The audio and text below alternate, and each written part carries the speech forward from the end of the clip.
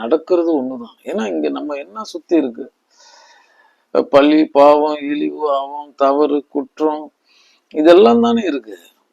நல்லா ஆழ்ந்து சிந்தித்து பார்க்குமாரா. இங்கு இப்படிதான் அவங்கவுங்க போக்குல போய்கிட்டு இருக்காங்க. அவங்கவுங்களுக்கு அவங்கவுங்க வாழ்க்கை முக்கியம். அது மட்டும்தான் அவங்களுக்கு அதிகாரம். மற்றதெல்லாம் அவங்களோட எண்ணத்தின் போக்குதான் சொல்றேன். அப்ப இந்த நிலைப்பாட்டுல இப்படிதான் பார்த்துக்கிட்டு இருக்காங்க. ஒரு அசுரன் காணும் பொழுது அதற்கு எதிர்வினை ஆற்றுகிறான். நரன் காணும் பொழுது களமாற்றி பயணிக்கிறான். ஒரு ஞானம் காணும் பொழுது அவனையும் உளமாற நேசிக்கிறான். ஒரு ஞான பார்வைங்கிறது சமமான நேசத்தின் பெயரால் நெருங்குகிறது.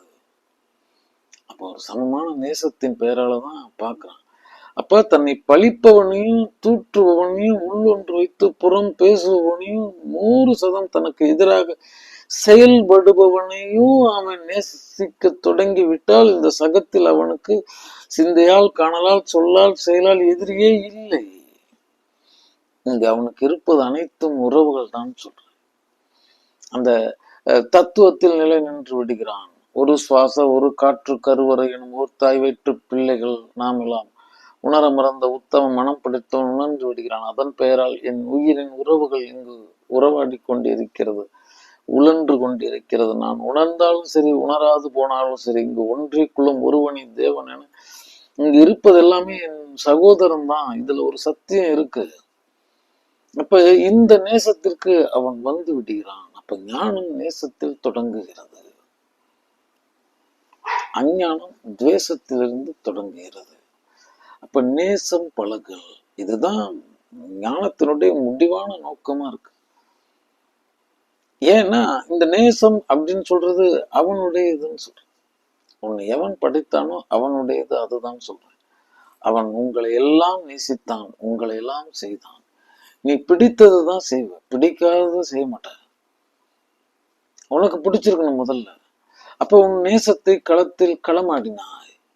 அதே போல அவன் நேசம்தான் இங்கு வைக்கப்பட்டிருக்கும் எந்த உயிர்களும் என காண்குமரா. ஏன்னா இங்கு எதுவும் அது வேண்டி வரவில்லை. ஒரு இறை எனும் விவசாயியின் விதைப்புகளாய், விளைச்சலாய் நீங்கள் இருக்கின்றீர்கள். அவன் விரும்பினான், உங்களை விரும்பிதான் செய்தான். அப்ப இங்க இதன்பாலும் நேசம் கொள்றது என்ன பெரிய ஞானம். அதெல்லாம் ஒன்றும் இல்லை என்று சொல்லுவாங்க. அந்த அந்த நேசம்ன்ற ஒரு நிலைப்பாட்டுக்குள்ள நம்ம வர முடியலன்னா தெரிஞ்சுக்க வேண்டியதான், இவன் அதற்கு தகுதியாகவே ஆகவில்லை. முழுசா அவன் படிச்சுக்கிட்டே தான் இருக்கான், அவ்வளவுதான். அது எல்லாம் உணர்வு பொருள் ஆக்கல. உணர்வு ஆனதுக்கு அப்புறமேட்டுக்கு அவனுக்கு தெரிஞ்சிடும். அன்பே சிவமாய் அமர்ந்திருந்தாரு.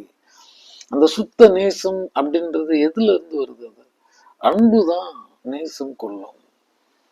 நேசம் கொண்டவருக்காக எந்த துன்பத்தையும், எந்த வழியையும், எந்த காயத்தையும் ஏற்க எந்த நேரமும் நிபந்தனை இல்லாமல் காத்திருப்பது அன்பு மட்டும்தான். அதனாலதான் அன்பே சிவமாய் அமர்ந்திருந்தாரே, சிவமே அன்பாய் அமர்ந்திருக்குன்னு சொல்லல, அன்பே சிவமாய் அமர்ந்திருந்தாரே. அப்ப இந்த ஞானம்ன்றது ஒரு பரிபூர்ண அன்பில் நிலை நின்று இருக்கும். அவன் அன்பின் உள்ளாகி அமரும் அரும் பெரும் பொருளாய் அது இருக்கிறது. ஆம் செல்வங்களே, அன்புதான் ஞானம். அன்பை தவிர எதுவும் ஞானம் இல்லை.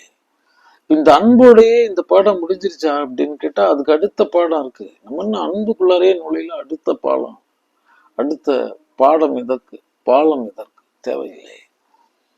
ஆனா இந்த அன்பும் இன்னும் ஆழ்ந்த நிலைக்கு செல்லும் பொழுது அது ஆன நிலை ஒண்ணு இருக்கு. அன்பா நான் இருக்கிறதுங்கிறது ஒண்ணு, அன்பா நான் ஆயிடுறதுன்னு ஒண்ணு. அது போல இருக்கிறது என் செல்வங்களே. அப்ப ஞானம் முழுசா அன்பினால் தான் கட்டமைக்கப்பட்டிருக்கிறது. தீயவரையும் நேசிக்கிறது, பழிப்பவரையும் நேசிக்கிறது. இந்த எதிரியின் துரோகியின் தோல்வியை, வலியை, காயத்தை கூட இது கனவிலும் சிந்தித்து அறியாதது. ஏன்னா இன்னைக்கெல்லாம் பாத்தீங்கன்னா இந்த மனிதர்கள் இந்த குரோதம், ஏன்னா இங்க எல்லா வினைக்கும் எதிர்வினை உண்டு. சும்மா நம்ம பாட்டுக்கு வேணா நினைச்சுக்கிட்டு இருக்கலாம். இங்க களம் எப்படின்னா கணக்கு கூடுதலாயிடுச்சு. முற்பகல் பிற்பகல் இங்கேயே கொண்டு வந்துட்டான் எல்லாத்தையும். சொர்க்கம் நரகம் சகலத்தையும் ஒரு இடத்துல வச்சாச்சு. அங்க முற்பகலப்பா, அங்கு பிற்பகலில் அறுவடை செய்யப்படும். அப்ப நம்ம நன்று நிலைப்பாட்டுல இருப்போம். நமக்கு சிலர் தீயது நினைச்சிருப்பாங்க, அல்லது அதற்கான முயற்சிகள் இருந்திருப்பாங்க, அல்லது திட்டமிட்டு நம்மளை துன்பப்படுத்தியிருப்பாங்க, சொல்லால செயலால புறங்கூறலினால. அதற்கு ஒரு எதிர்வினை நடக்கும். எதிர்வினை நடக்கும் பொழுது அவர்களும் துன்பப்படுவாங்க, அவர்களும் வலியோடு இருப்பார்கள். ஏன்னா தப்பிச்செல்லாம் போயிட முடியாது. ஏன்னா நம்ம உடலில் தான் வைக்கப்பட்டிருக்கோம். ஆமா, அதை என்னைக்கு மறந்துடக்கூடாது. ஆமா, அப்ப அந்த அவர்களின் வலியையும் காயத்தையும் கூட நீங்கள் விரும்பி விடாதீர்கள். அவர் துன்பப்பட்டால் நீங்கள் துன்பப்படுங்கள். அவருக்கு வலித்திருந்தாலும் உங்களுக்கு வலித்திருக்கட்டும். அப்படி விகாரமா அவர்கள் செய்யும் போது கூட அறியாமையில நம்ம செய்யறது என்னன்னு தெரியாம செஞ்சுக்கிட்டு இருக்கவங்கள்ட்ட போயிட்டு என்னத்தை போய் சொல்றது? ஏன்னா அந்த களத்துல வேற போதிக்கப்பட்டிருக்கு. இந்த களம் எல்லாத்தையும் வச்சிருக்கிறத தவிர இதுதான் வழின்னு வைக்கல. அதான் இங்க காலங்காலமா இருக்கிறது. நீயே முயற்சி பண்ணு, நீயே பயணி, நீயே முடி அப்படின்னா இருக்கிறதுனால நமக்கு இதுதான் பாதம்னு சொல்லப்படுறது இல்லை. அதனாலதான் பாருங்களேன், ஒவ்வொரு மனுஷனுக்கும் இது ஒரு சவாலுடைய களம் தான் சொல்றேன். ஒரு மனிதனை திட்டமிட்டு முதலிலிருந்து முடிவு வரை அழைத்து சென்று விடவே முடியாதது. சகலருக்கும் சமமான வாய்ப்பு இந்த உலகம் தருது. அந்த சமமான வாய்ப்பு என்ன அப்படின்னா, இங்கு லோகம் மொத்தமும் இருட்டடிப்பு செய்யப்பட்டிருக்கிறது. இங்க உண்மை என்னன்னு தெரியாது, பொய் என்னன்னு தெரியாது. உண்மையும் பிரசங்கம் செய்யப்படும், ஆனா அது ஒரு சிலரால செய்யப்படும். பொய்யும் பெருசா பேசப்படும், பெரிய கூட்டத்தோடு பெரிய செல்வத்தோட வச்சுக்கிட்டு அவங்க அதற்காக பேசப்பட்டு இருக்கு. ஆனா இது ரெண்டும் பேசப்பட்டு இருக்கும், எங்கோ இருக்கும் உண்டு. என் குரு அம்மா சொல்லுவான், குமரா, இயற்கை வைரத்தை விட செயற்கை வைரம் அற்புதமாக மின்னுகிறதா. அங்க 6 மாதத்துல அது கதை முடிந்து விடும். அப்ப இந்த வைரன்றது செயற்கை வைரத்தோட ஒன்றும் சிறப்பா இருக்காது, ஆனா அது அப்படியே இருக்கும். அப்படிதான் குமரா.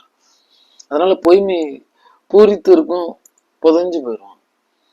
மெய்மை சற்று உள் வாங்கிதான் இருக்கும், ஆனா நீடித்து இருக்கும். இவ்வளவுதான் இந்த வாழ்வியல் தர்மம். அப்ப நம்ம மாயை வயப்படக்கூடாதுன்னு சொல்லுவாங்களே, மீண்டெடுத்துக் கொள்ளுங்கள், மீட்டெடுத்துக் கொள்ளுங்கள், மீண்டு விடுங்கள். இந்த உலகம் எல்லாம் ஒவ்வொரு நமக்குள்ளார குரோதத்தின் பக்கங்களை, விரோதத்தின் பக்கங்களை, துரோகத்தின் பக்கங்களை வருடி விடும். ஏன்னா அவர்கள் அப்பக்குவிகளா இருக்கிறார்கள், பக்குவம் இல்லாதவர்களா இருக்காங்க. உங்களுடைய ஆள் மனதை புரிஞ்சுக்கிட்டா அவங்க உங்களை உணர்வாங்க. ஆனா அவங்க தன்னையே புரிஞ்சுக்கல, உன்னை எப்படி புரிஞ்சுக்காங்க? அவர்களுக்காகவும் இறைவனிடம் ஒரு பிரார்த்தனை செய்துட்டு விலகுங்கள். என்ன இருக்கு நம்ம கையில்? மனம் படைத்தவர்களாக இருக்கிறோம்.